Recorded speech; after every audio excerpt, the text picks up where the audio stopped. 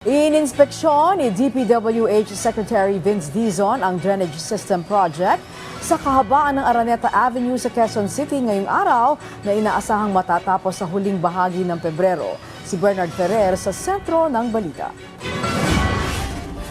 Lumalalim talaga ng gusto eh. Ganito inilarawan ni Emilita ang kanyang karanasan sa tuwing bumabaha sa Araneta Avenue sa Quezon City. Kwento ni Emilita, noong 1975 pa siya unang nanirahan sa lugar. At simula pa noon ay problema na talaga ang pagbaha. Muntik ako ditong nalunod dahil siyempre mababa lang itong bahay namin noon. Dahil lumikas kami sa kabila.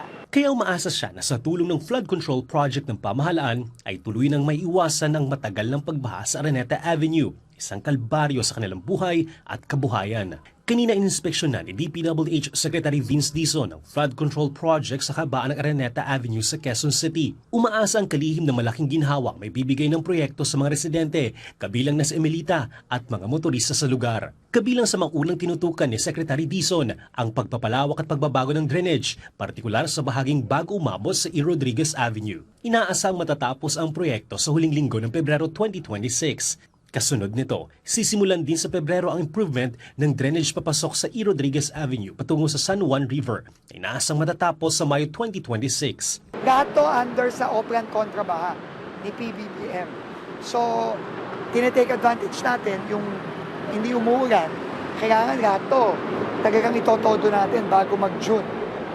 Para talagang kahit papaano, maiibsan natin yung pagbaha dito. Kaugnay nito magsasagawa ang DPWH kasama ang Project NOAA ng isang simulation upang matukoy ang epekto ng flood control project sa Araneta Avenue. Samantala, sa taong 2027 pa, mapupondohan ng itatayong pumping station sa San Juan River. Bilang pansamantalang solusyon, maglalagay muna ang DPWH ng mobile pump upang mapabilis ang pagdaloy ng tubig mula sa Araneta Avenue.